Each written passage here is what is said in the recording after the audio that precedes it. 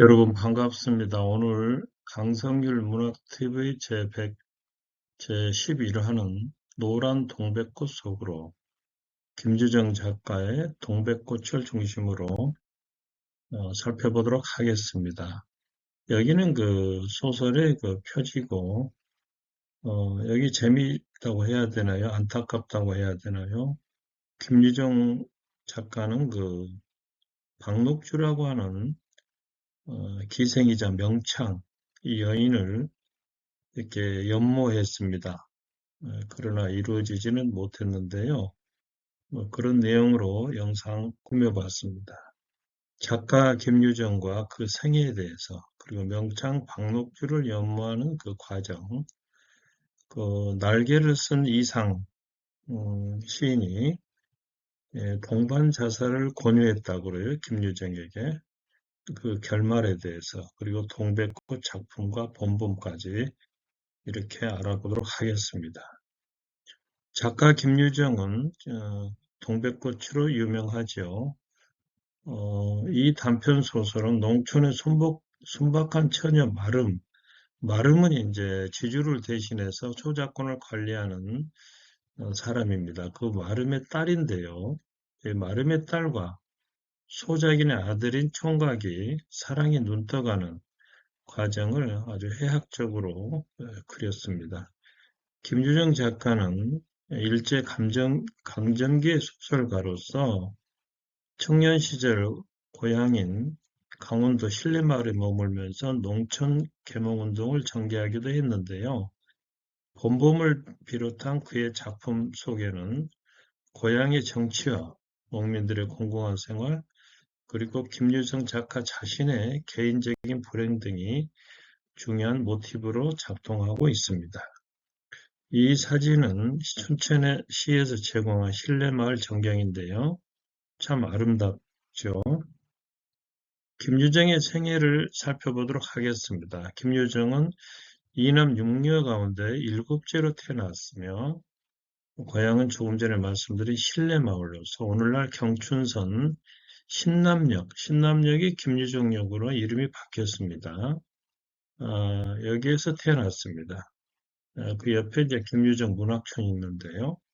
어려서 부모를 여의었고 형 김유군이 방탕 생활을 함에 따라서 가세는 급격히 기울어지고 말았습니다. 휘문고고에 재학 중이던 시절에는 스포츠와 소설, 영화, 바이올린 연주 등 다양한 취미 활동을 했고 가난한 생활 중에도 고교 시절부터 이제 궁핍한 생활을 많이 겪었기 때문에 치질이라든가 늑망염이라든가 폐결핵 같은 질병에 시달렸다고 합니다. 연희전문학교, 연세대학교죠. 오늘날 연희전문학교 문과에 입학했지만은 2달 만에 제적당했는데 아마 출석일이 미달됐기 때문이 아닌가. 여기는 김유정 역입니다. 명창 박록주를 연모했다.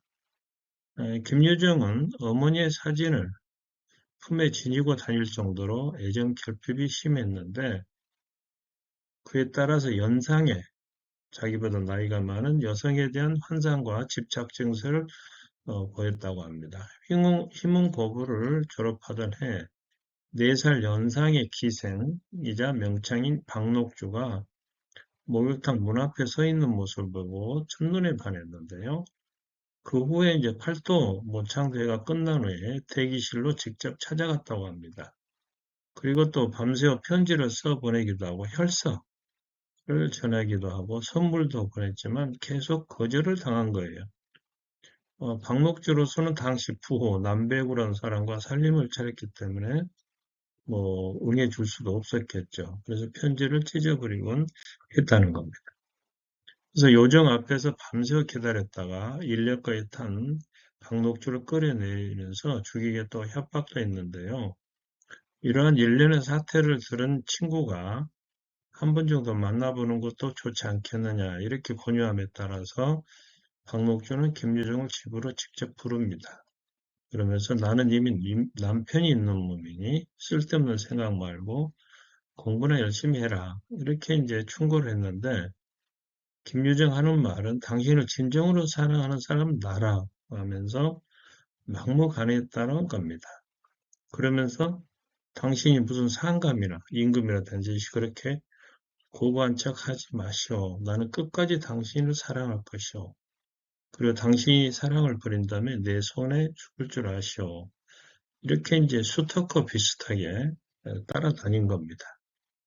그리고 또 언젠가는 인력거를 타고 돌아오는 박록주를 하얀 몽둥이를 든 김유정이 이제 불러 세운 다음에 녹주야 내려라. 내 오늘은 너를 해치지 않으마.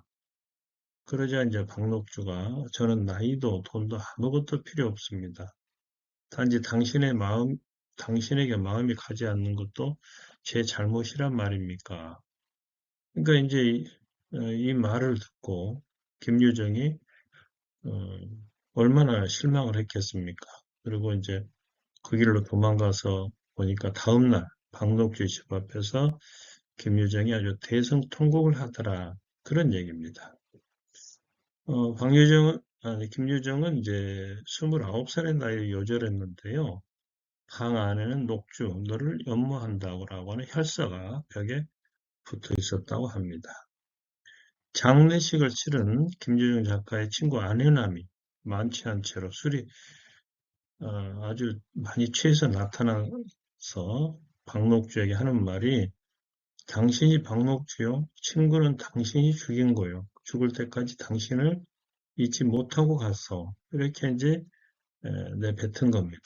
그리고 훗날 박록주가 회고한 바에 따르면은 내가 김유정에게 너무 박절하게 대한 벌을 뒤늦게 받아 내가 평생 슬하에 자식 없이 살았나 보고 그가 그토록 훌륭한 소설가라는 것을 알았더라면 손이라도 한번 잡게 해줄 것을 이렇게 이제 후회를 했다는 겁니다. 그리고 박록주는 김유정 문학관 개관식이 열렸을 때 여기에 초청을 받아서 직접 참석했다는 겁니다. 이 김유정 작가고 여기는 친구인 안혜남입니다. 그리고 이제 명창 박록주가 창하는 장면. 나중에 이제 박록주 씨는 이제 인간문해자가 됐죠. 술과 농촌 계몽운동. 김유정의 형 김유근이 를 이제 상대로 해서 재산 분배 소송을 이제 제출하기 위해서 춘천으로 돌아왔는데요. 김유정은 이때 고향의 순박한 정치와 가난한 농민들의 삶을 직접 체험했습니다. 하지만 춘천에서 술 파는 여자들을 찾아다니면서 술에 빠져 살았고 경성, 오늘날 서울 보성전문학교, 현재 고려대학교죠. 여기에 입학했지만 역시 퇴학을 당했습니다. 광업소 현장 감독을 맡았는데 매일 술만 먹다가 건강만 악화되고 말았습니다. 김유정은 고향 언덕바지에 움막을 짓고 농촌 계몽운동을 전개했는데요. 명문 집안의 자손인 김유정은 소작인들에게도 존댓말을 썼다고 합니다. 현재 실내 사회복지관이 조성되어 있는데요. 군단에 등단한 김유정은 많은 원고 청탁에 응함으로써 돈도 벌었는데 돈이 생기자마자 바로 술값으로 탕진하고 말았다는 겁니다. 친구 아내는 앞으로 남긴 필승전이라고 하는 글이 있는데 이 필승이란 말은 아내남의 이제 이름입니다. 필승아, 나는 병마와 최후 단판이라 나에게는 돈이 시급히 필요하다. 내가 돈 100원을 만들어 볼 작정이다. 오늘날의 화폐 단위보다 화폐 단위가 다르기 때문에 상당히 컸던가 보죠. 동물을 사랑하는 마음으로 내가 조력하여 주기 바란다. 내 50일 이내로 번역해서 너의 손으로 가게 하여 주마. 돈이 되면 닭을 한 30마리 고아 먹겠다. 그리고 살모사 구렁이를 10여 마리 먹어보겠다. 그래야 내가 다시 살아날 것이다. 당시 잘못된 인식으로 이렇게 뱀이나 구렁이를 삶아 먹으면은 이제 폐병이 이렇게 낫는다고 하는 그런 좀 믿음이 있었던가 봐요. 조금 전에 나온 아내남은 본명은 안필승이고 김유정과 희문고고 동창입니다. 그러나 1947년 무렵 월북해서 한국전쟁 시기에 다시 서울에 와서 문인들과 함께 월북을 했는데 이후 행적은 알려지지 않았습니다. 그래서 우리나라에는 잘 알려져 있지 않죠. 김유정은 만 29살에 폐결핵으로 사망했는데요. 그의 대표적인 작품으로는 산골나그네, 소낙비, 금따는 콩밭, 봄봄, 동백꽃, 만방, 떡 이런 작품들이 있습니다. 이상이 동반자살을 권유했다고 합니다. 너무나 유명한 소설가이자 시인인데요. 이상이 하는 얘기는 어차피 병으로 죽을 거, 자살로 생을 마감하는 게 더 의미 있지 않느냐. 병과 가난으로 고통을 함께 겪는 친구 김유정에게 동병상련을 느꼈던지 동반자살을 권유했지만 김유정은 거절합니다. 이상이고 김유정. 김유정은 이상보다 그런데 안타깝게도 19일 먼저 이렇게 병으로 죽고 맙니다. 어쨌거나 김유정은 죽기 전까지 삶에 대한 의지를 포기하지 않았다는 것이 이게 중요한 거죠. 그리고 이상은 그로부터 19일 뒤인 4월 17일 도쿄에서 폐결핵으로 이렇게 사망을 합니다. 여기는 이상의 유명한 작품 날개죠. 이상과 김유정 서거 이제 이렇게 맞이해서 이렇게 추모제가 열리고 있습니다. 자, 오늘의 이제 주제라고 해야 되나요? 동백꽃에 대한 작품 감상인데요. 초반이 어떻게 전개되는가 보도록 하겠습니다. 마름의 딸 점수는 소장농의 아들 주인공에게 시비를 걸거나 참견을 하는데요. 어느 날 점순이가 구운 감자를 주려 하지만 주인공은 단박에 거절하고 맙니다. 이때 이제 점순이는 화가 났던지 주인공의 씨암탉을 때리고 주인공이 욕을 하자 점수는 닭을 더 때립니다. 주인공이 또 욕을 하자 점수는 너네 아버지가 고자라지 큰 욕이죠. 이후 점순이는 닭 싸움을 붙이고 주인공의 수탉이 죽어갑니다. 자, 중반에 그러니까 이제 주인공도 화가 났겠죠. 가까이 아버니 과연 나의 짐작대로 우리 수탉이 피를 흘리고 거의 반사지경이 이르렀다. 닭도 달기려니와 그럼에도 불구하고 눈 하나 깜짝 없이 그대로 앉아서 호들기만 보들피만 보는 그 꼴에 더욱 치가 떨린다. 마름 딸에 대한 이야기입니다. 그래서 나는 대뜸 달겨들어서 나도 모르는 사이에 큰 수탉을 단번에 때려 엎었다. 닭은 푹 엎어진 채 다리 하나 꼼짝 못하고 그대로 죽어버렸다. 나는 비슬비슬 일어나며 소매자락으로 눈을 가리고는 엉기며 엉겁결에 응하고 울음을 놨다. 소작 붙이던 땅에 자기 아버지가 소작 붙이고 있는데 그 땅을 떼이면은 쫓겨날지도 모른다는 생각에 이제 더 겁이 났겠죠. 그러다 점순이가 앞으로 다가와서 그럼 너 이다음부터 안 그럴 테냐? 이렇게 이제 물을 때야 비로소 살 길을 찾은 듯 싶었다. 나는 눈물을 우선 씻고 뭘 안 그러는지 명색도 모르고만 그래 하고 무턱대고 대답하였다.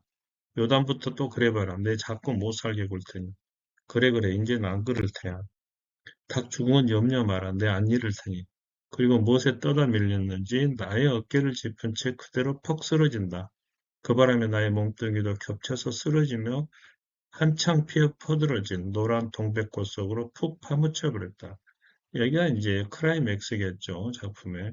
알싸한, 그리고 향긋한 그 냄새 나는 땅이 꺼지는 듯이 온 정신이 고만 아찔하였다. 너 말 마라? 그래. 조금 있더니 요 아래에서 점수나 점수나 인연이 바느질을 하다가 어디 갔어? 하고 어딜 갔다 온 듯 싶은 그 어머니가 역정이 대단히 났다. 여기까지가 이제 작품 마무리인데요. 아주 은근하면서도 재미있는 사춘기의 남녀 모습을 그리고 있습니다. 봄봄도 좀 비슷합니다. 이 작품은 너무나 유명한 작품이죠.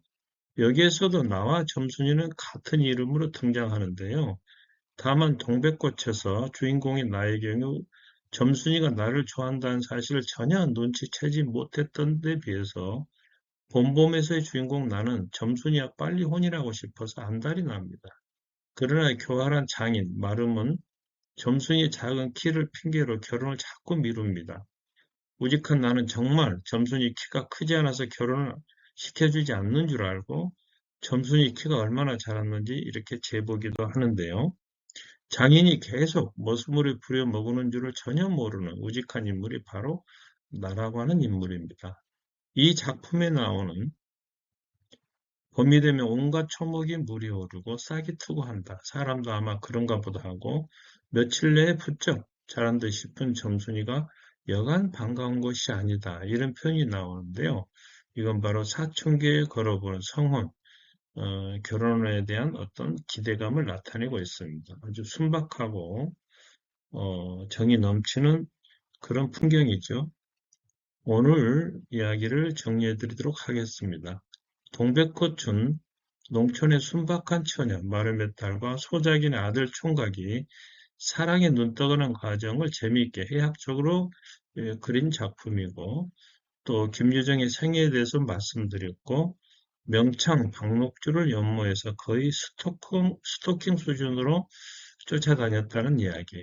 29살의 여전한 김유정의 방안에는 녹주 너를 연모한다고 하는 섬뜩한 혈서가 붙어 있었고, 김유정은 농촌 개망운동을 전개하기도 했습니다만은, 나중에는 이제 돈 때문에 자기 친구에게 급한 편지를 보내기도 했습니다.